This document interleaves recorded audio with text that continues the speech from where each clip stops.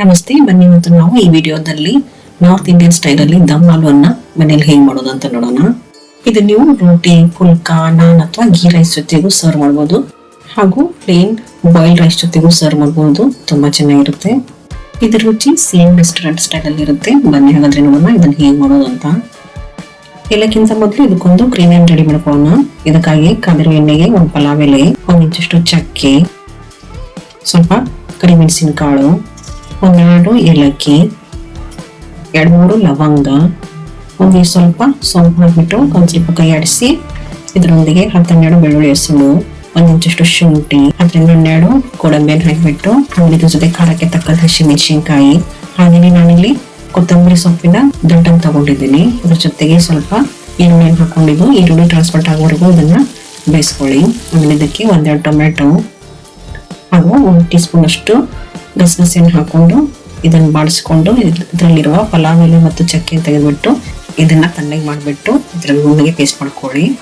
ನಂತರ ನಾನಿಲ್ಲಿ ಸುಮಾರು 15-20 ಚಿಕ್ಕ ಗಾತ್ರದ ಬೇಬಿ ಪೊಟ್ಯಾಟೊ ತೆಗೆದುಬಿಟ್ಟು ಅದನ್ನ ಸರಿಯಾಗಿ ಕುಕ್ಕರಲ್ಲಿ ಬೇಯಿಸ್ಕೊಂಡು ಅದರ ಸಿಪ್ಪೆ ಎಲ್ಲ ಸುಲಿದ್ಬಿಟ್ಟು ಅದಕ್ಕೆ ಫೋರ್ಕ್ನಿಂದ ಹೋಲ್ ಮಾಡಿಬಿಟ್ಟು ಅದಕ್ಕೆ ಸ್ವಲ್ಪ ಉಪ್ಪು ಹಾಗೂ ಅಚ್ಚಕಾರದ ಪುಡಿಯನ್ನು ಹಾಕಿಬಿಟ್ಟು ಇದನ್ನ ಸರಿಯಾಗಿ ಕಲಿಸ್ಕೊಳ್ಳಿ.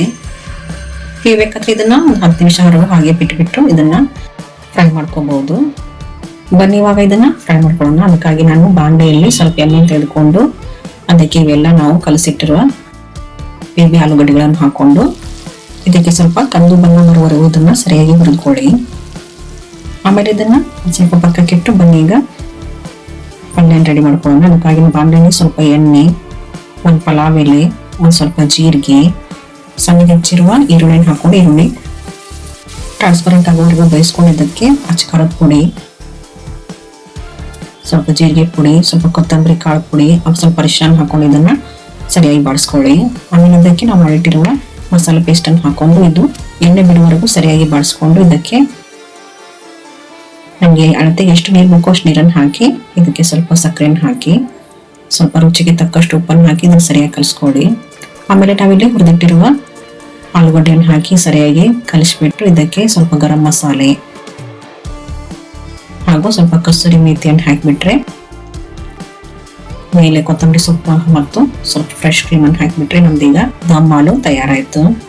ಇದನ್ನ ನೀವು ರೋಟಿ, ನಾನ್ ಅಥವಾ ಪುಲ್ಕಾ ಜೊತೆಗೂ ಸರ್ವ್ ಮಾಡಬಹುದು. ತುಂಬಾ ಚೆನ್ನಾಗಿರುತ್ತೆ.